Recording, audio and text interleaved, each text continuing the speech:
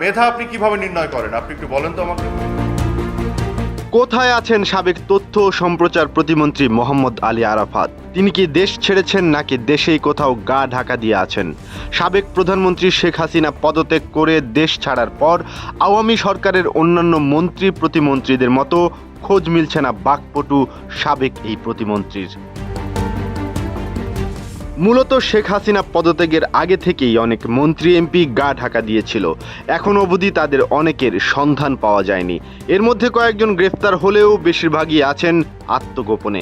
এদের কেউ কেউ উড়াল দিয়েছেন দেশের বাইরেও। তবে কোটা সংস্কার আন্দোলন ঘিরে যে কয়েকজন মন্ত্রী প্রতিমন্ত্রী আলোচিত হয়েছেন, মোহাম্মদ আলী আরাফাত তাদের একজন। সরকার পতনের পর কোথায় আছেন তিনি, এই নিয়ে জনমনে বেশ কৌতূহল জন্ম নিয়েছে।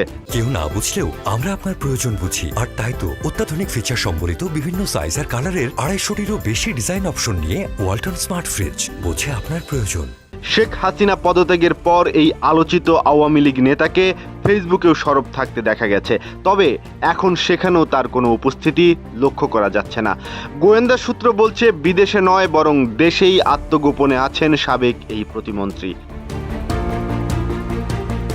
এদিকে কয়েকদিন আগে সামাজিক যোগাযোগ মাধ্যমে গুঞ্জন উঠেছিল ঢাকাস্থ ফরাসি দূতাবাসে আশ্রয় নিয়ে লুকিয়ে আছেন সাবেক তথ্য প্রতিমন্ত্রী আরাফাত। তবে এই গুঞ্জন নাকচ করে দিয়ে বিবৃতি দিয়েছে ফ্রান্স দূতাবাস। তবে বেশিরভাগ নেটিজেনদের ধারণা তিনি তার তৃতীয় স্ত্রীকে নিয়ে আত্মগোপনে আছেন। তার গুলশানের বাসায় সংবাদকর্মী সহ কাউকেই প্রবেশ করতে দিচ্ছে না নিরাপত্তা কর্মীরা। তারা বলছে আরাফাত সেখানে নেই।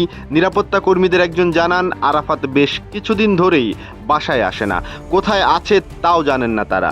স্থানীয়রা জানিয়েছেন তথ্য প্রতিমন্ত্রীর দায়িত্ব নেয়ার পরই যেন সব কিছু বদলে যেতে থাকে আরাফাতের। তাদের মতে হঠাৎ উদয় হওয়া এই আরাফাত স্ত্রীকে নিয়ে যেই ভবনের ফ্ল্যাটে থাকতেন তার বাজার মূল্য অন্তত 50 কোটি টাকা।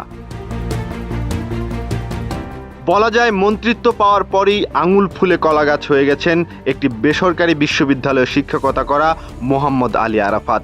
মূলত শেখ হাসিনার পুত্র সজীব ওয়াজেদ জয়ের সাথে খাতিরের কারণেই আওয়ামী লীগের অনেক হেভিওয়েট নেতাদের পেছনে ফেলে প্রতিমন্ত্রীর পদ বাগিয়ে নেন সাবেক এই শিক্ষক।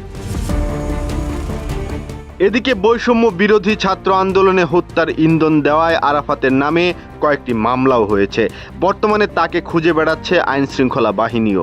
গত 12 আগস্ট সব ব্যাংক ও আর্থিক প্রতিষ্ঠানের কাছে চিঠি দিয়ে সাবেক তথ্য ও সম্প্রচার প্রতিমন্ত্রী মোহাম্মদ আলী আরাফাত, তার বর্তমান স্ত্রী শারমিন মুস্তারি ও তাদের মালিকানাধীন ব্যবসা প্রতিষ্ঠানের ব্যাংক হিসাবে লেনদেন স্থগিত করার আদেশ দেওয়া হয়েছে। বাংলাদেশ ব্যাংকের আর্থিক গোয়েন্দা বিভাগ এই নির্দেশ দিয়েছে।